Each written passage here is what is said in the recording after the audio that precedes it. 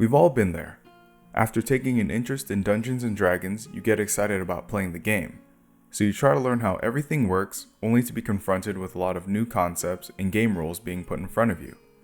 Or maybe you haven't even gotten that far and need a little more guidance. Welcome to D&D Basics. These videos are intended for people who have little to no knowledge of Dungeons & Dragons. In this video, we will define some general terms that the game and the D&D community use, particularly for 5th edition D&D, the current edition of the game. Following this video, we will dissect each section of the first 2 pages of the character sheet provided on the official Dungeons & Dragons website. This video will also provide examples of how the character sheet can be used during play. Lastly, there will be a video where we will go over the spellcasting page of the character sheet as well as use an example spell to give an overview about how spellcasting works. After we have gained a basic understanding of game concepts and the character sheet, we will go step by step through the character creation process. While most of this information will be important to Dungeon Masters, these videos are mainly targeted toward new players. Many of the descriptions and explanations in this video and future videos can be found in the basic rules for 5th edition D&D, which will be linked in the description below. That being said, we've already started to use a few terms and phrases that probably need explanation, so let's dig into the basics. Dungeons & Dragons. Also known as D&D, this is a role-playing game about imagination and storytelling. Traditionally, games of D&D are set in worlds of fantasy, places full of heroes, villains, swords, and sorcery. In Dungeons & Dragons, each player creates a character, also known as an adventurer, who takes part in the game's story. One player takes on the role of the Dungeon Master. 5th edition, the current edition of Dungeons & Dragons. It was originally referred to as D&D Next while under development. 5th edition is often abbreviated as 5e. Each edition of D&D represents a change in game design. Throughout an edition's lifespan, the D&D community is able to provide feedback that is taken into consideration during the development of the current and future editions of the game. While 5e is the current edition, many groups find that they prefer to stay with older editions that suit the type of game they want to play. Role-playing. Unlike other games where there are predetermined actions or ideas a character can express, a role-playing game, or RPG, allows players to take complete control of a character. Because players create their own character, they are free to act, think, or say anything they can imagine while playing the game. Players. Many times, when referring to the players of Dungeons & Dragons, this means the people who take on the role of a player character. Player characters are like the main characters of a movie or television show, where they are able to interact with and shape the story they are in. A player's options are endless. If it can be imagined, it can be done. But while anything is possible, some things are harder to achieve than others. It is up to the Dungeon Master and the dice to ensure some outcomes are more likely than others. Dungeon Master. Also known as a DM or Game Master, this is a player that serves as a narrator and referee as well as the one responsible for preparing adventures for the other players.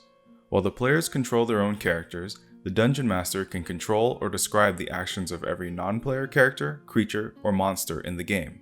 A Dungeon Master sets up the scene for each part of the story and communicates with the other players about how they react to the situations they are in. The DM also uses the rules of the game to determine the outcome of each player's actions throughout a session or campaign. How the game is played. D&D is very much like a childhood game of make-believe. It is a collaborative game that can be stretched as far as your imagination will take it. Some groups will use theatrical voices and speak in character. Others use miniature figures and props at their table. Many play the game with little but pen and paper so that the world can exist entirely in the theater of the mind. Regardless of a group style of play, the basic pattern of D&D is 1. The DM describes the setting, 2. The players describe their desired actions, and 3. The DM describes the outcome of their actions. The core rulebooks. For many players, the first and sometimes only book they need is the player's handbook. This book provides all of the rules and most of the character options for someone to start playing the game. A Dungeon Master will need a copy of the player's handbook as well as a Dungeon Master's guide and the monster manual. These books provide all manners of tools for a Dungeon Master to use. While a dungeon master can use these 3 books to write their own adventure, they can also purchase pre-written adventure modules complete with characters, locations, conflicts, and monsters. Campaign.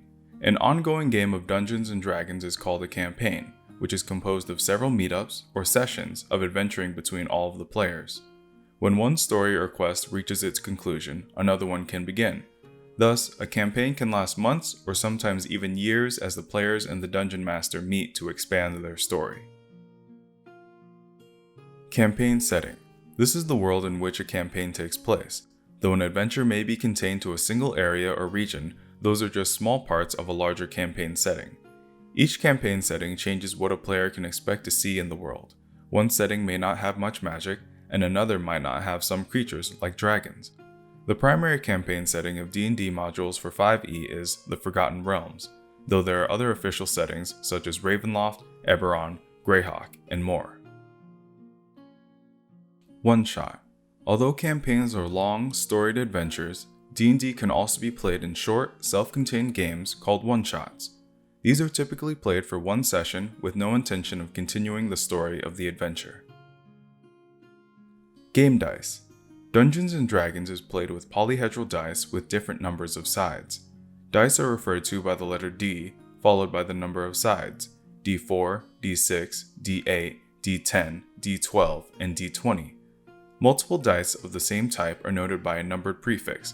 For example, 2D10 means 2 10-sided dice, and 3D6 means 3 6-sided dice. The D20. The most commonly used dice in the game, the D20 is primarily used to determine the result of any action where the outcome is uncertain. Whether it is seeing if a character's spell hits the ogre, if an adventurer is able to climb up the side of a cliff, or if a merchant gives into a negotiation, a D20 can be expected to roll and determine the outcome. Ability check.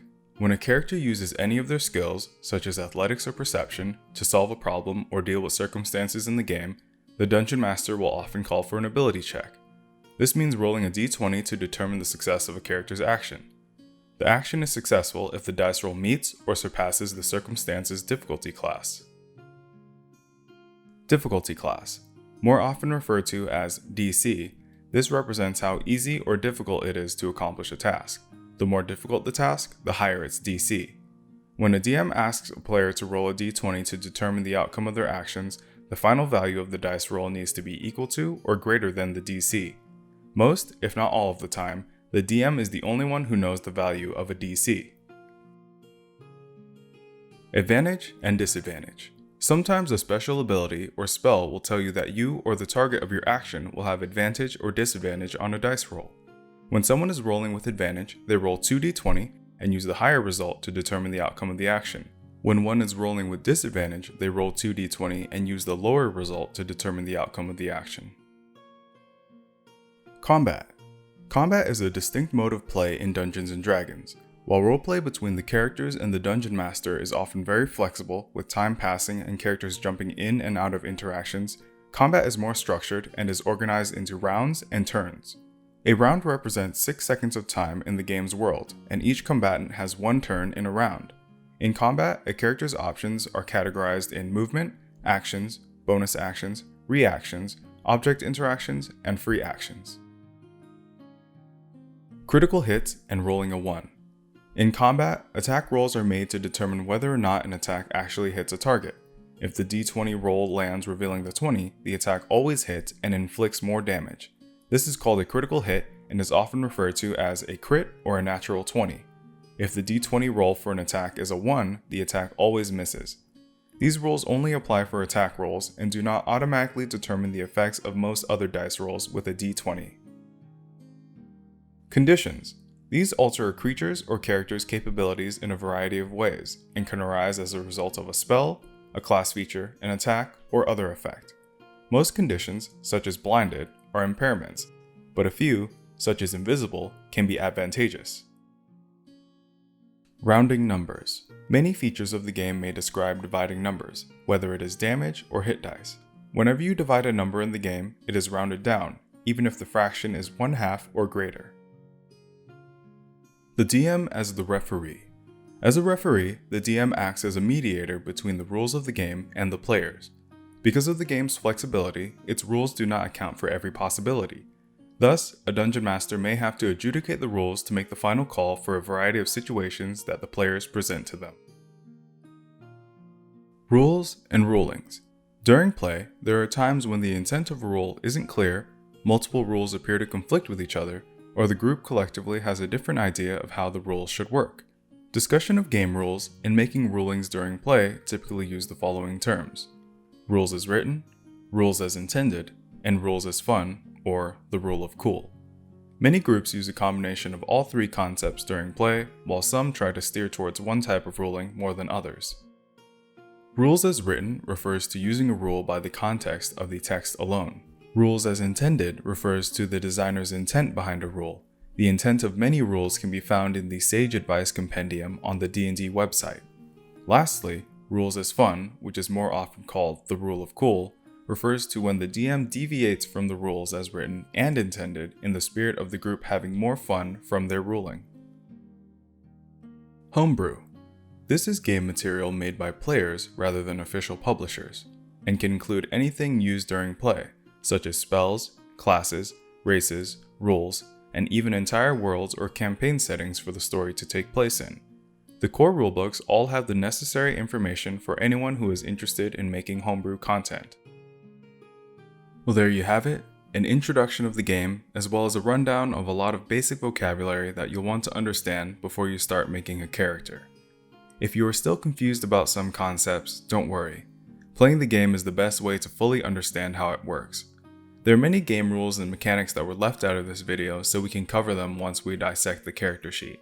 If there are any basic terms that you still don't understand, or maybe basic terms that you feel like others should know before they start making a character, please leave a comment below and I'll try to address them. Otherwise, stay tuned for more D&D basics and good luck on your next adventure.